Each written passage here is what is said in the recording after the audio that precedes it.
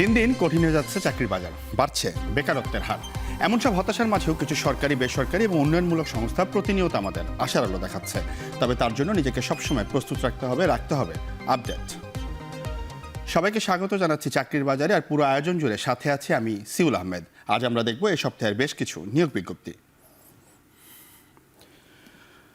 শুরুতেই আমরা বাংলাদেশ মেডিকেল বিশ্ববিদ্যালয়, একটি সরকারি মেডিকেল বিশ্ববিদ্যালয়, সেটির নিয়োগ বিজ্ঞপ্তি নিয়ে আলোচনা করতে চাই। যদি আমরা নিয়োগ বিজ্ঞপ্তিটি দেখি কি কি আসলে চেয়েছে, তারা সিনিয়র স্টাফ নার্স পদে এবার নিয়োগ বিজ্ঞপ্তি দিয়েছে এবং চাকরির ধরনটি হচ্ছে স্থায়ী এবং পদ সংখ্যা হচ্ছে 800 জন। তারা আসলে 800টি পদে, একই পদে 800 জন লোক আসলে নেবেন। শিক্ষাগত যোগ্যতা হচ্ছে diploma in nursing and midwifery এবং প্রার্থীর ধরন হচ্ছে নারী পুরুষ উভয় আবেদন করতে পারে। বেতন যদি আমরা দেখি সেটি হচ্ছে 16,000 থেকে শুরু করে 38,640 টাকা, যেটি আসলে সরকারি বেতনের গ্রেড 10-এ পড়ে এবং বয়স হচ্ছে 1 সেপ্টেম্বর 2025 তারিখের মধ্যে সর্বোচ্চ 32 বছর হতে হবে।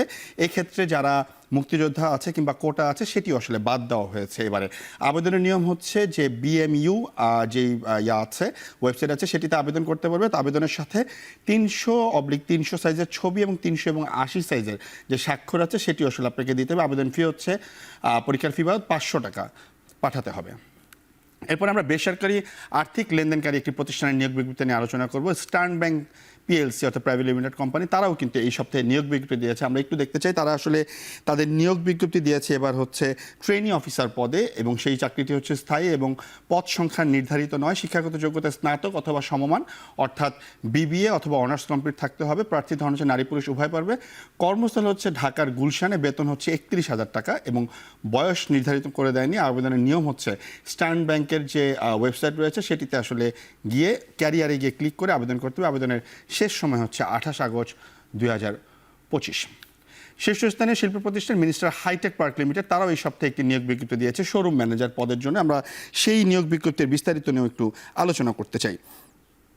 প্রতিষ্ঠানের নাম যদি আমরা দেখি সেটা হচ্ছে মিনিস্টার হাইটেক পার্ক লিমিটেড এবং পদের নাম হচ্ছে শোরুম ম্যানেজার।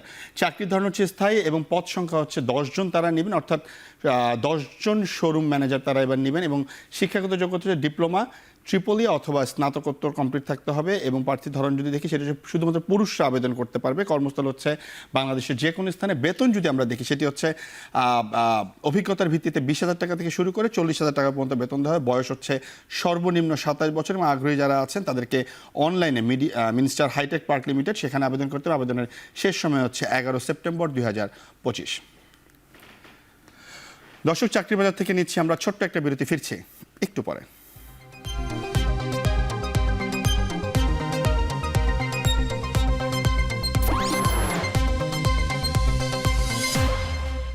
বিরতির পর ফিরে এলাম, আপনারা দেখছেন চাকরির বাজার।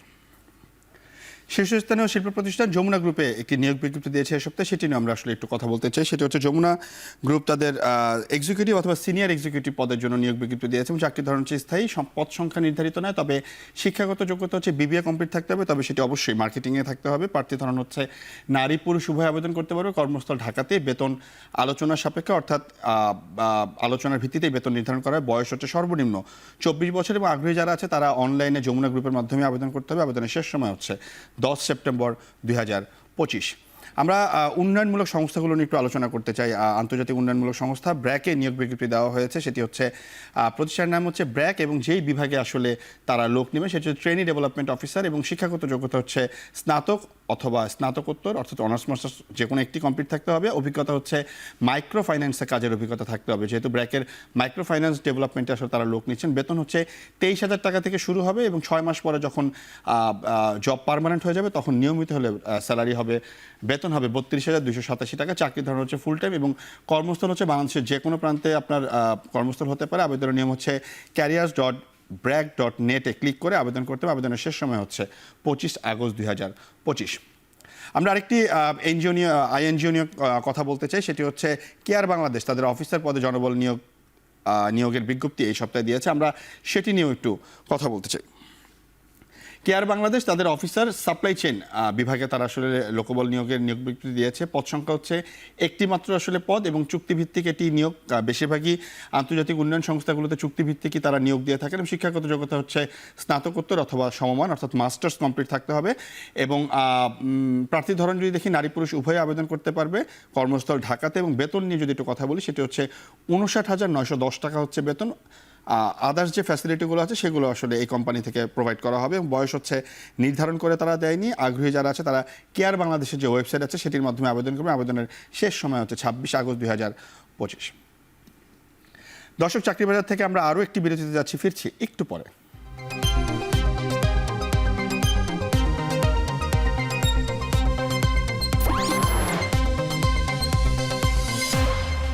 দর্শক, বিরতির পর ফিরে এলাম আরও একবার। আপনারা দেখছেন চাকরি বাজার। আপনারা নিশ্চয়ই জানেন চাকরি বাজারের প্রতি পর্বে আমাদের সাথে নিয়মিত একজন অতিথি উপস্থিত থাকেন, যিনি আমাদের চাকরির বাজারে বিভিন্ন টিপস দিয়ে থাকেন।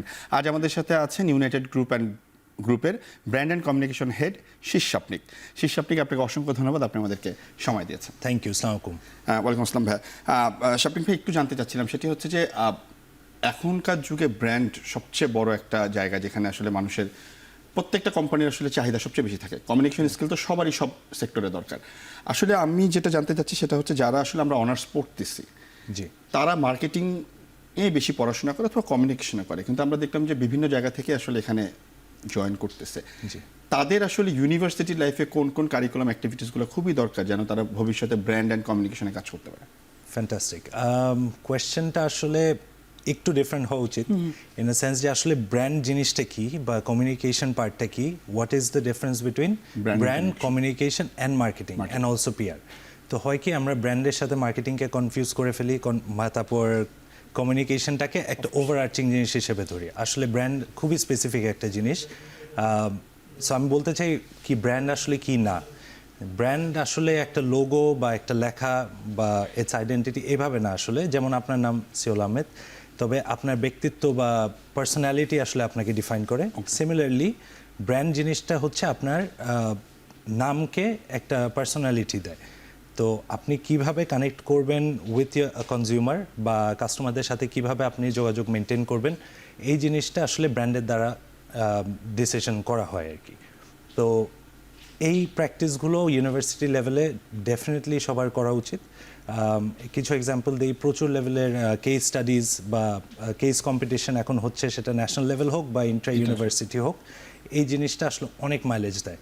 আমি পার্সোনালি অনেক কেস কম্পিটিশনের সাথে ইনভলভ ছিলাম।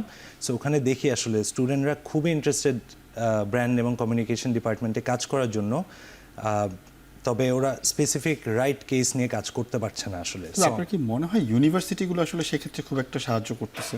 আমার মনে হয় আমাদের অনেক ইন্টারভেনশন দরকার ইউনিভার্সিটি লেভেলে, একাডেমিক্স লেভেলে, যেখানে আমরা প্রফেসর বা ফ্যাকাল্টি বা এডুকেটার্সে বলতে পারি যে আমাদের মার্কেট রিকোয়ারমেন্টটা কী বা আমাদের ইন্ডাস্ট্রি রিকোয়ারমেন্টটা কী। এখানে আমাদের একটা গ্যাপ ডেফিনেটলি আছে, বাট হোপফুলি আস্তে আস্তে জিনিসটা অনেক দূর কমে আসছে আসলে গ্যাপটা, ডেফিনেটলি দরকার আছে। 5 আগস্টের পরে আমরা দেখলাম যে সার্টেন পিরিয়ডে জব নিয়ে খুব একটা ভালো ভ্যাকেন্সিগুলো ছিল না, আমরা দেখলাম যে খুব কমে গেল। এরপরে দেখলাম এখন আস্তে আস্তে জবগুলো দিচ্ছে বিভিন্ন কোম্পানি। আপনার কাছে কি মনে হচ্ছে আসলে চাকরির বাজারটার বর্তমান কি অবস্থা? 1 বছর পার হলো, এখন কেমন দেখছেন? Branding is such a thing যে আসলে আপনার এটার নিড বা রিকোয়ারমেন্টটা আসলে কখনোই যাবে না, কারণ আপনি যাই করেন দিন শেষে your selling A product, either product or service আমরা সেল করছি। সো এটাকে আপনার ডিফারেন্সিয়েটার হিসেবে কাজ করে হচ্ছে ব্র্যান্ড। তো রিগার্ডলেস অফ ইকোনমিক ক্লাইমেট যাই বলেন, আপনার প্রোডাক্টের আর সার্ভিসের রিকোয়ারমেন্ট মার্কেটে সবসময় থাকে। তো ওটাকে আলাদা করার জন্য আপনার ব্র্যান্ডিংটা প্রয়োজন। সো আমাদের এই ইন্ডাস্ট্রিতে বা এই কমিউনিকেশন ডিপার্টমেন্টগুলোতে আমরা আসলে ওরকম ডিক্লাইন দেখিনি। আমি বলতে পারি পার্সোনালি যে আমার ডিপার্টমেন্টে আরও গ্রোথ হয়েছে, and we are also looking for more candidate. প্রতিনিয়ত আমরা ক্যান্ডিডেট খুঁজছি যারা ভিন্নতা নিয়ে আসবে। সো আসলে একদমই যে খালি বলবো তা না বা কমে গেছে তা না, এটা এখনও স্টেডি আছে এবং গ্রোয়িং স্টেজ আছে। আচ্ছা, একদম প্রথম প্রশ্ন একটু যাই, ব্র্যান্ড অ্যান্ড কমিউনিকেশন দুইটা কি এক তো না? না, একদমই না, বাট দুইটার সাথে দুইটার মিল আছে। জি, আমরা দেখলাম যে এখন অনেক ইউনিভার্সিটিতে কমিউনিকেশনের উপরে পড়াশোনা হচ্ছে, জি, ব্র্যান্ডিং এর উপর আসলে এরকম পড়াশোনা নাই বললেই চলে, যেটা মার্কেটিং আপনি বলেন ওটাও ডিফারেন্ট একটা জায়গা। জি। সো সেই জায়গাগুলোকে ব্র্যান্ড, কমিউনিকেশন, মার্কেটিং, এই জায়গাগুলোকে আসলে কিভাবে আমরা এক সুতোয় গাঁথতে পারি? কারণ এখন দেখলাম যে জব মার্কেটে এইরকম ডেজিগনেটেড জবগুলো অনেক আছে, যে আমার ব্র্যান্ড অ্যান্ড কমিউনিকেশন হেড লাগবে, ব্র্যান্ড অ্যান্ড কমিউনিকেশন এক্সিকিউটিভ লাগবে। সো এই জায়গাটাতে আমরা আসলে কিভাবে উন্নতি করতে পারি? ব্র্যান্ডের পার্টটা যদি আমি বলি স্পেসিফিকলি, যে আপনার ব্র্যান্ড একটা জিনিসকে পার্সোনালিটি এবং আইডেন্টিটি দিচ্ছে। বাট মার্কেটিং এর কাজ মার্কেটিং, ইটস মানে রেগুলার প্র্যাকটিস। এবং আপনি মার্কেটে যেই প্রোডাক্ট বা যেই সার্ভিসই নিয়ে যান না কেন, আপনি এটাকে আলাদা করার জন্য ব্র্যান্ড ইজ ইওর অনলি টুল। হ্যাঁ, তো দেখবেন আপনি নিজেও যখন মার্কেটে যান বা একটা প্রোডাক্ট কিনেন, সেটা আপনার টি শার্ট হোক বা শু হোক, আপনি দেখবেন যে আপনি একটা ব্র্যান্ডের দিকে ঝুঁকছেন। তাহলে আপনার ওই প্রশ্নটা জিজ্ঞেস করতে হবে, আসলে আমি কেন এই ব্র্যান্ডের প্রতি ঝুঁকছি, মানে তার ডিফারেন্সিয়েটিং ফ্যাক্টরটা কী। তখন দেখবেন দ্যাটস ওয়েন মার্কেটিং আর ব্র্যান্ডিংকে আলাদা করা যায়। এক্সাম্পল ধরি, আপনি গ্লোবালি যদি নাইকির মতো একটা ব্র্যান্ড বলেন, তাহলে আপনার মাথায় কি আসে? আমার প্রথমে আসবে যে বেস্ট প্রোডাক্ট কিংবা কমফোর্ট। জি, এটা কিন্তু শু ক্যাটাগরিতেই যদি বলি, আমাদের আরও অনেক কম্পিটিটর আছে, বাট নাইকি বললে আমরা কোয়ালিটি বলছি, ইন্টারন্যাশনাল ব্র্যান্ড বলছি, এটার প্রতি আমরা ঝুঁকছি, কারণ সেই ইমোশনাল কানেকশনটা তারা বিল্ড করতে পারছে অনেক রকম সংলাপ দিয়ে। এবং ব্র্যান্ডিং আর মার্কেটিং কিন্তু এখন আর মানে ওয়ান ওয়ে না, এটা এখন আসলে সংলাপ বলেন বা ডায়ালগ ভিত্তিক হয়ে গিয়েছে, যেখানে আপনার কমিউনিকেশনটা আপনাকে ট্রিগার করবে, আপনাকে ওন করতে হবে এই ব্র্যান্ডটা। এবং আপনি দেখেছেন কিনা জানি না, আমার ওয়াইফও করে, আমিও করি, আমার পছন্দের ব্র্যান্ডের জন্য আমি ফাইট করি। আপনিও বা মার্কেটে যান, আপনার সমসাময়িক আপনার ফ্রেন্ডরা যারা আছে তাদের সাথে বলেন, না এই ব্র্যান্ডটা না, আমার এই ব্র্যান্ডটা পছন্দ। কী কারণে সেটা হয়েছে, এটা খুবই ইন্টারেস্টিং একটা পার্ট, কারণ ওই ব্র্যান্ডটা আপনার মনে একটা জায়গা করে নিতে পেরেছে। সো কমফোর্ট জোন আছে। এইটাই হচ্ছে আপনার difference between marketing and branding. আচ্ছা, কিন্তু আমি একটা জিনিস দেখলাম যে পৃথিবীর বিভিন্ন দেশে ব্র্যান্ডটাকে যেভাবে আমরা যেভাবে ব্র্যান্ড ভ্যালু, বাংলাদেশে এখনো কি আপনি মনে করেন কর্পোরেট সেক্টরগুলোতে এই ব্র্যান্ড ভ্যালু কিংবা ব্র্যান্ডের যে একটা জায়গা আছে সেটাকে খুব গুরুত্বর সাথে দেখা হয়?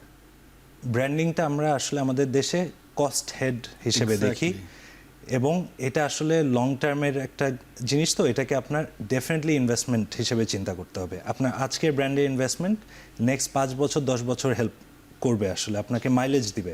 যেই জিনিসটা, যে প্রোডাক্টে ব্র্যান্ডিং নাই, সেই প্রোডাক্টে কিন্তু মার্কেটে অনেক কম এক্সিস্ট করে, সে বা কম সময়ের জন্য এক্সিস্ট করে।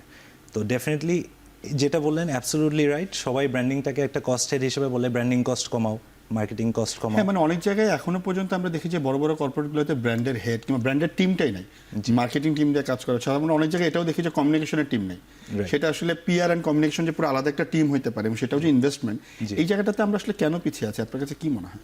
কারণ এটা ইনট্যাঞ্জিবল, বা আমরা চোখে আসলে দেখতে পাচ্ছি না এটা রিটার্নটা ইমিডিয়েটলি, বা এটাকে মেজার করাটাও খুব টাফ হয়ে যায়। তো আমরা করি কি, যে একটা ইনভেস্টমেন্টে গেলাম, যে হয়তো একটা অ্যাডে গেলাম, এটা কত ফোল্ড আপনাকে রিটার্ন দিচ্ছে এটা কিন্তু আমরা সাথে সাথে দেখতে পারি না। এটা ওভার টাইম মেবি 1 মাস 2 মাস 3 মাসে দেখবেন যে যখন অ্যাডটা চলেছে বা আপনার ব্র্যান্ডিং ক্যাম্পেইনটা মার্কেটে আছে, তখন আপনার সেল একটা সার্টেন লেভেল পর্যন্ত গেল, বাট ওটা অফ করে দেওয়ার পরে দেখবেন যে আবার জিনিসটা ডিক্লাইনের দিকে যায়। তখন মানুষ রিয়েলাইজ করে আসলে এই ব্র্যান্ডিংটা কতটুকু প্রয়োজন। সো আচ্ছা, শাপলিন ভাই, আরেকটা বিষয় জানতে চাচ্ছি, সেটা হচ্ছে আমাকে জাস্ট এটা যদি একটু বলতেন আমাদের দর্শকদের উদ্দেশ্যে, যে আসলে এই যে ব্র্যান্ড কমিউনিকেশন, এগুলি জায়গায় যদি জবের জন্য আবেদন করতে হয়, কোন কোন স্কিলগুলো তাকে খুব বেশি ভালো করতে হবে এবং সেটার জন্য তার কী করা উচিত? আচ্ছা, বেস লাইন হচ্ছে ডেফিনেটলি আপনার একটা ডিগ্রি, একটা সার্টেন লেভেল অফ ডিগ্রি লাগবে। Under graduate is enough, masters থাকলেও বোনাস হিসেবে কাজ করে। তবে আপনার মেইন জিনিসটা দেখতে হবে, এই মুহূর্তে বাজারে কিন্তু প্রচুর গ্র্যাজুয়েট, এবং জাস্ট লাইক ব্র্যান্ড, আপনার একটা ব্র্যান্ড অনেক কিছুর মধ্যে নিজেকে যখন আলাদা করতে পারে, কারণ তার গল্পটা দিয়ে। সিমিলারলি আমাদের স্টুডেন্টরা আছে যারা ফ্রেশ গ্র্যাজুয়েট আছে, আপনার মেইন ডিসাইডিং ফ্যাক্টরটা হচ্ছে যে সে তার গল্পটা কত সুন্দরভাবে দিতে পারছে। সো গল্প দেওয়া পার্টটাই আসলে ব্র্যান্ড, আর এটা আপনার নিজে ব্যক্তিত্ব হিসেবে যেভাবে দেন, ওইটাই আপনাকে হেল্প করবে। তো সেক্ষেত্রে আসলে শিক্ষার্থীরা কোন কোন জায়গাগুলোতে বেশি মনোযোগী হবে? তারা তো এখন আমরা এই পড়াশোনা, ক্লাবিং করতেছে, এটাই, কিন্তু এছাড়া এক্সট্রা কোনো কারিকুলাম অ্যাক্টিভিটিস কি করা উচিত যেগুলি করলে আসলে তারা ভালো জায়গায় যেতে পারে? আমার মনে হয় কিছু লেভেলের কিউরিওসিটি লাগে, হ্যাঁ, মানে কেন আমি একটা ব্র্যান্ডের প্রোডাক্ট কিনছি, ওটা প্রশ্ন যখন আপনি ওই প্রশ্নটাকে চেস করবেন, তখন দেখবেন অনেক কিছু ভেঙে আসছে, যে কেন আমি এই প্রোডাক্টটা কিনলাম, আমি কোত্থেকে দেখেছি, আমার কোন ফ্রেন্ডটা আমাকে এই প্রোডাক্ট নিয়ে বললো যে আমার এটা কিনতেই হলো। অনেক প্রোডাক্ট আছে দেখবেন যে লাক্সারি সেগমেন্টে আছে, যে আমার অনেক দাম, but it serves one purpose, but আমরা ওই প্রোডাক্টটা কেনার জন্য অনেক আগ্রহী হয়ে যাই। তো ব্র্যান্ড আপনাকে ওই জায়গায় হেল্প করছে যে আমার এই প্রোডাক্টটা নিতেই হবে। সিমিলারলি একটা স্টুডেন্টের জন্য ওই ডিফারেন্সিয়েটিং ফ্যাক্টরটা একটাই হবে, যে সে তার গল্পটা কত সুন্দরভাবে প্লেস করতে পারে। ওকে, শাপলিন ভাই, অসংখ্য ধন্যবাদ, আপনি আমাদেরকে সময় দিয়েছেন। পরবর্তী হয়তো আমরা আবারও আপনার সাথে থ্যাংক দেখা ইউ করবো। Thank you so much. এতক্ষণ সাথে থাকার জন্য সবাইকে অসংখ্য ধন্যবাদ। দেখা হবে পরবর্তী সপ্তাহে। তবে আপনার কোম্পানির যে কোনো নিয়োগ বিজ্ঞপ্তি প্রচারের জন্য আমাদের সাথে যোগাযোগ করুন, এবং যারা চাকরির জন্য আবেদন করতে যাচ্ছেন তারা আমাদেরকে ইমেইলে আপনার সিভি পাঠিয়ে রাখুন। আপনার কোম্পানি বা প্রতিষ্ঠানের নিয়োগ বিজ্ঞপ্তি এবং সিভি পাঠানোর ঠিকানা চাকরির বাজার @এখন.tv। শেষ করছে চাকরির বাজার। এখন টেলিভিশনের ওয়েবসাইট দেখতে ভিজিট করুন www.এখন.tv। এখন টেলিভিশনের ফেসবুক দেখতে ভিজিট করুন facebook.com/tv.এখন। ইউটিউবে দেখতে এখন টিভি দেখতে ভিজিট করুন youtube.com/c/এখন tv।